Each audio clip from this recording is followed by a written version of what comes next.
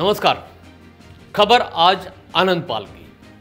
करीब 7 साल पहले चूरू के मालासर में गैंगस्टर आनंदपाल को एसओजी और पुलिस टीम ने एनकाउंटर में ढेर कर दिया था।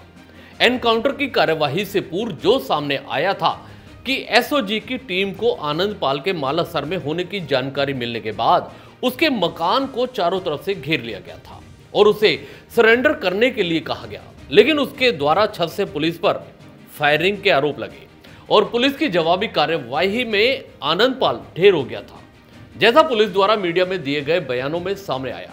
लेकिन 7 साल बाद अब इस मामले में नया मोड़ आ चुका है। इस मामले को लेकर आनंदपाल के परिजनों द्वारा आनंदपाल के एनकाउंटर को फर्जी बताते हुए कानूनी लड़ाई लड़ी, जिसमें आनंदपाल के 2 बार हुए पोस्टमार्टम पर संशय जताया गया। साथ ही एफएसएल रिपोर्ट में आनंदपाल को करीब 4 से 6 फीट नजदीक से गोलियां लगना बताया गया। जोधपुर की एसीजेएम सीबीआई केसेज कोर्ट ने इस मामले की सीबीआई की क्लोजर रिपोर्ट की कहानी को संदेहास्पद बताते हुए इसे नकार दिया है। इतना ही नहीं, कोर्ट ने इस मामले में प्रसंज्ञान लेते हुए चूरू के तत्कालीन पुलिस अधीक्षक राहुल बारहट समेत 2 डीएसपी और 4 अन्य पुलिस कर्मियों पर हत्या का केस चलाने को कहा है। जानते हैं सिलसिलेवार पूरी कहानी। पहले आपको बताते हैं कि आनंदपाल कौन था और कैसे कुख्यात गैंगस्टर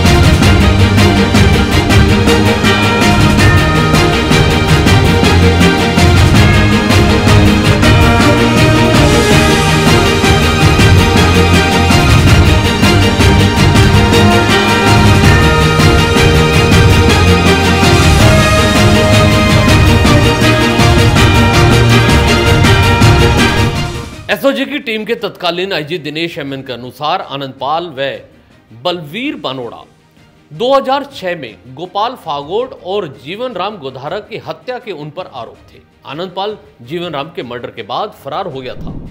यही नहीं, आनंदपाल ने अपने साथियों के साथ मिलकर नानू राम नाम के व्यक्ति की भी हत्या कर दी थी। शव को एसिड से जला दिया था। मर्डर के करीब 6 साल बाद 2012 में आनंदपाल को गिरफ्तार किया गया था। आईपीएस दिनेश एमएन के अनुसार जनवरी 2014 में आनंदपाल के किसी साथी ने सीकर जेल में बंद राजू ठेठ पर फायरिंग कर दी थी। गोली उसके कंधे में लगी थी। इस घटना के बाद राजू ठेठ ने बदला लेने का मन बना लिया था। उस वक्त आनंदपाल की गैंग बीकानेर जेल में बंद थी। राजू ठेठ गैंग के 2 शूटर हथियार लेकर वहां पहुंचे और जेल में उन्होंने आनंदपाल गैंग पर फायरिंग कर दी। आनंदपाल और उसके साथी बलवीर को एक गोली लगी थी। हमले के बाद आनंदपाल को अजमेर के हाई सिक्योरिटी जेल में शिफ्ट कर दिया गया। तब आनंदपाल गैंग का मकसद राजू ठेठ से बदला लेना और गवाहों को मारकर केस से बरी होना था। आनंदपाल 3 सितंबर 2015 को नानूराम मर्डर केस से बरी हो गया। खुशी में उसने गाड़ी के ड्राइवर और शक्ति सिंह नाम के कमांडो को छोड़कर सबको मिठाई बांटी। मिठाई में जहर था, सब बेहोश हो गए। 2 गाड़ियों में आए आनंदपाल की गैंग के लोगों ने फायरिंग शुरू कर दी। शक्ति आनंदपाल गैंग के लिए काम करता था। एसओजी ने आनंदपाल को पकड़ने का लक्ष्य बनाया। उसके कई साथियों को गिरफ्तार कर लिया गया। 7-8 महीने में कई संपत्तियां जब्त कर ली गई। इस बीच सूचना मिली कि आनंदपाल गैंग के लोगों को फिल्म देखने का बड़ा शौक है। सिनेमा हॉल के बाहर पुलिस फोर्स लगा दी गई। एक फोन कॉल से आनंदपाल के भाई की जानकारी मिली। पुलिस ने उन्हें गिरफ्तार कर लिया। पूछताछ में दोनों भाइयों ने विक्की उर्फ रुपेश और देवेंद्र उर्फ गट्टू ने आनंदपाल की लोकेशन के बारे में बताया।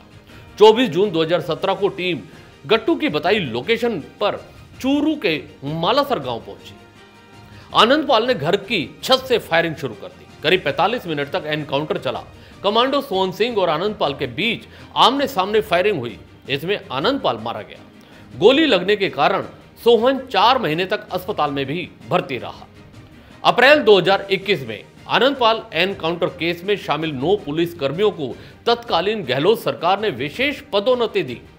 इसमें आनंद पाल सिंह को गोली मारने वाले स्पेशल कमांडो सोहन सिंह, तत्कालीन चूरू एसपी राहुल बारट, एसओजी में एडिशनल एसपी करण शर्मा, एडिशनल एसपी विद्या प्रकाश चौधरी, डीएसपी सूर्यवीर सिंह राठौड़, आरएसी के हेड कांस्टेबल कैलाश और चूरू में पुलिस कांस्टेबल हरमपाल सिंह शामिल थे। 24 जून 2017 को चूरू के मालासर गांव में एसओजी ने आनंद पाल का एनकाउंटर किया था। एनकाउंटर के बाद से ही इस पर सवाल उठने लगे थे। एनकाउंटर को लेकर सीबीआई ने 2020 में क्लोजर रिपोर्ट पेश की थी, जिसे आनंद पाल की पत्नी राज कंवर ने चैलेंज किया था। एसीजेएम कोर्ट ने 2020 में प्रोटेस्ट पिटीशन दायर की। कोर्ट में 4 साल सुनवाई के दौरान 2 डॉक्टर राज कंवर और आनंद पाल के भाई मंजीत की गवाही हुई। उसी आधार पर प्रसंज्ञान लिया गया। राज कंवर के वकील भंवर सिंह और त्रिभुवन सिंह राठौड़ ने बताया कि यह एनकाउंटर नहीं था और छत पर आनंद पाल को नजदीक से एक के बाद एक कई गोलियां मारी गई थी। गोली बहुत नजदीक से मारी गई थी, इसकी पुष्टि डॉक्टर ने भी की है।